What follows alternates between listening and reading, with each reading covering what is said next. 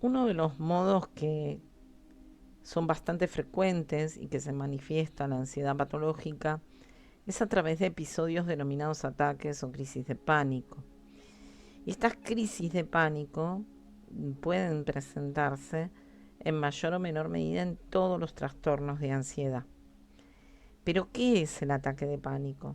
Bueno, imaginemos a una persona que va caminando tranquilamente por la calle, sin pensar en nada en particular.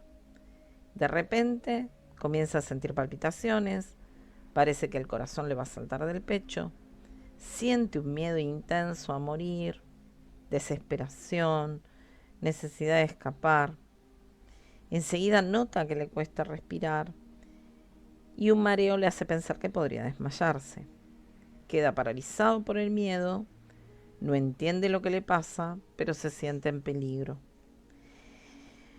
Llamamos crisis o ataque de pánico a la aparición repentina de miedo intenso, acompañado de algunos de los síntomas que voy a nombrar y que alcanzan su máxima intensidad en los primeros 10 minutos aproximadamente. Normalmente luego decrecen, pero a veces no. Palpitaciones o aumento de la frecuencia cardíaca, sudoración, temblores o sacudidas musculares, sensación de ahogo o falta de aire, sensación de atragantarse, opresión en el pecho, náuseas o molestias abdominales, inestabilidad, mareo, sensación de desmayo, sensación de irrealidad o de despersonalización, miedo a perder el control o volverse loco, miedo a morir, sensación de hormigueo, escalofrío, sofocación. Pero lo más relevante es esa sensación pulsionar de muerte. Y estas manifestaciones no son otra cosa que la consecuencia de la puesta en marcha de la reacción de lucha-huida. Solo que en este caso la reacción de miedo se dispara sin causa aparente, por lo que genera una intensa incertidumbre y temor por la salud física y mental. Lo primero que uno se pregunta es, ¿voy a tener un infarto? ¿Me estaré volviendo loca?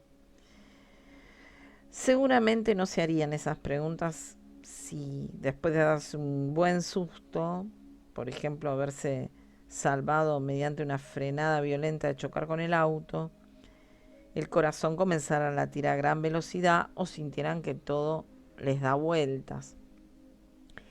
Lo interpretarían como una consecuencia normal de la situación vivida y solo les tomaría un ratito la espera de los síntomas para que se retiren o antes de poner en marcha el auto de vuelta. Muy distinto es cuando esas sensaciones se presentan sin previo aviso y sin causa aparente, como cuando uno se encuentra, por ejemplo, muy tranquilo mirando la televisión en su casa o de paseo en el shopping. Sin embargo, tanto un caso como el otro, la reacción del organismo corresponde a una respuesta de defensa. No es peligrosa en sí misma, pero no deja de ser una reacción de defensa. Pero alguien, con mucha razón, podría decirme, ¿defensa de qué? Si yo estaba lo más tranquilo. La respuesta es que el ataque de pánico es una reacción de defensa que se dispara de manera errónea, cuando no debería. Es un poco como las alarmas mal calibradas de los autos, de las casas que se activan cuando hay un ruido muy fuerte, cuando pasa un colectivo cerca o cuando alguien se apoya en ellos. Nuestro trabajo y el de ustedes va a hacer que la alarma deje de funcionar a cada rato y vuelva a hacerlo solo cuando de verdad sea necesario.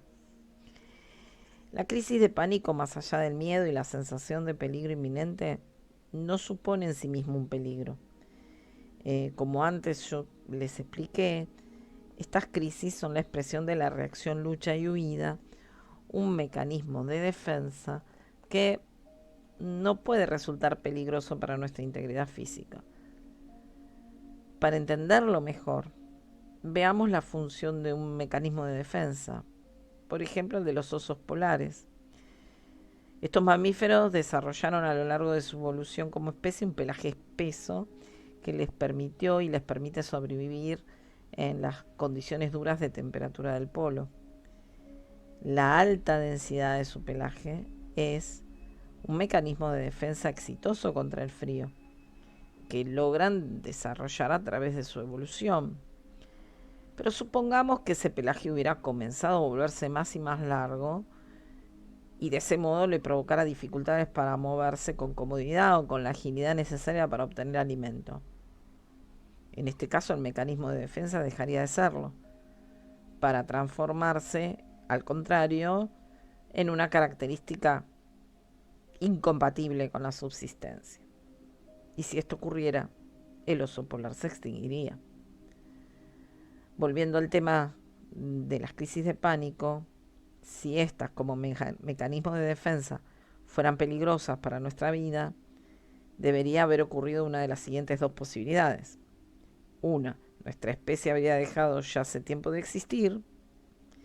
Dos, habríamos suprimido siempre, a través de la evolución, ese mecanismo de defensa, para desarrollar algún otro más eficaz y más compatible con la vida.